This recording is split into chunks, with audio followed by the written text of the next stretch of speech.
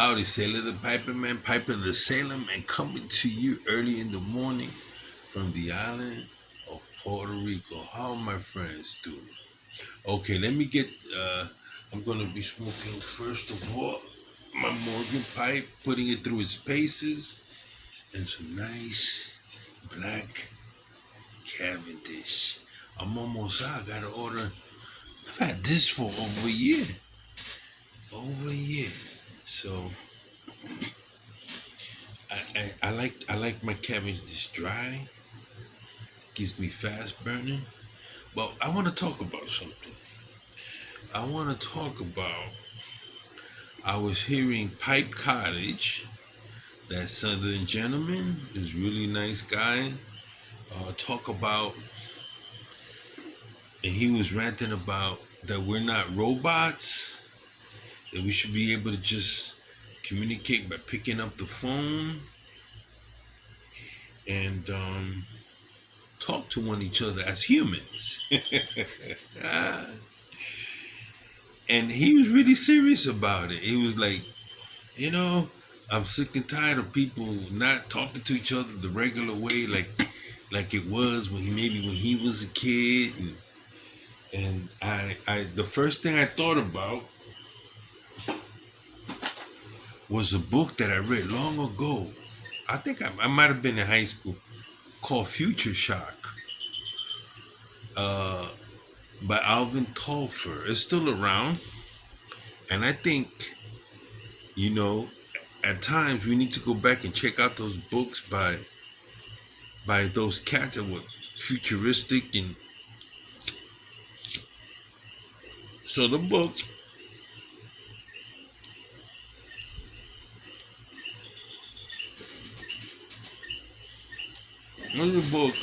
the book Assad, how technology, this was like 1971, 72 when that book came out. I was in my early teens. And in that book, it talks about how technology would increase to the point where we lose control of the technology.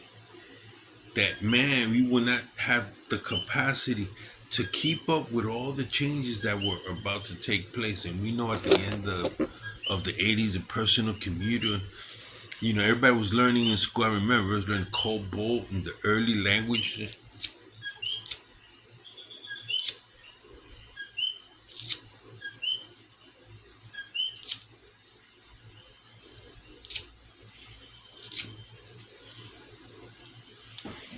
People were learning the early languages.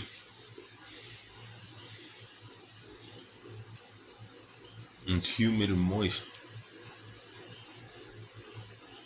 Okay, I think it's lit. So, excuse me.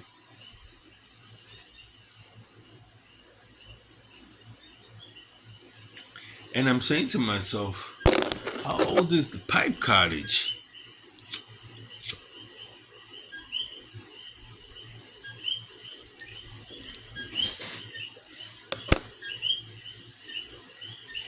I'm here thinking, you know, I'm watching technology increase and I could resist it, but I realize I have to be able to adapt. One of the main things when you were special forces is you have to be able to improvise and adapt to change. And I've always kept that part of my life, adapt to change. And that's happened with technology.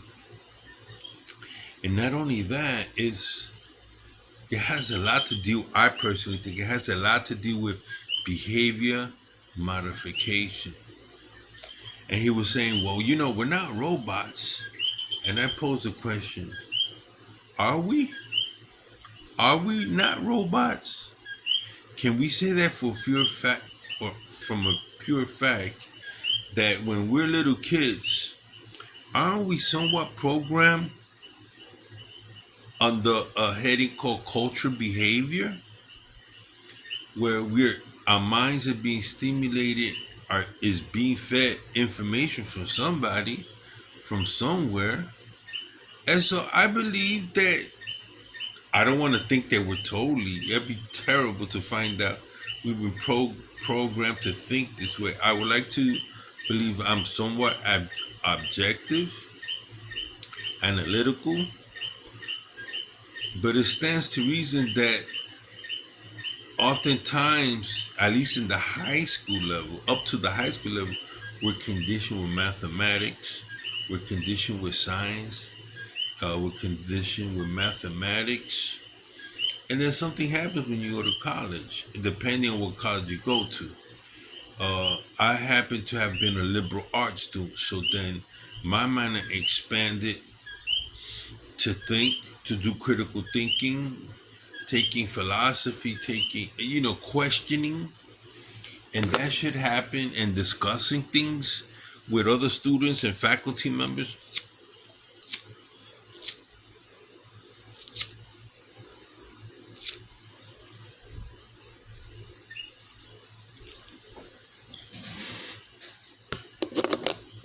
And it seems that Pipe Cottage has a problem in really understanding the fact is that he is like a robot.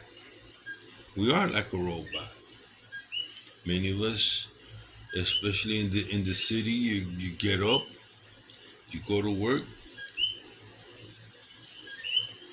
and you're doing certain things over and over and over, and you raise your kids to do the same,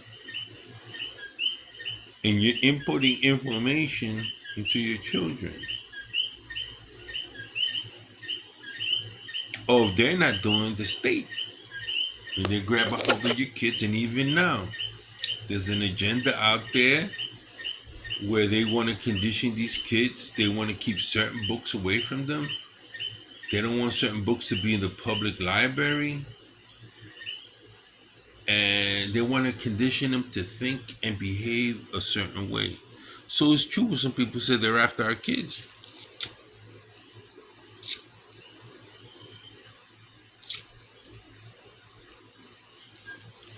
You see, you get to a level like Tunnel, me, David, where we're able to go back and actually see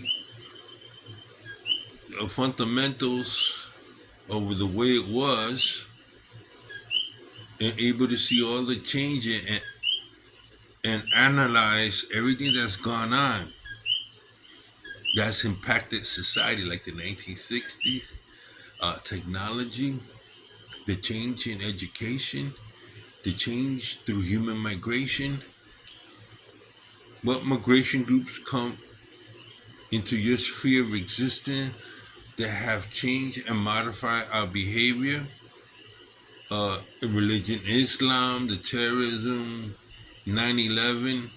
And so we had to actually, that has caused us to change our way of life. So it has impacted us. It has caused us to change, you know? Can we say that about pipe smoking? How much has pipe smoking changed as to 50 years ago? Very interesting topic. So he has a problem.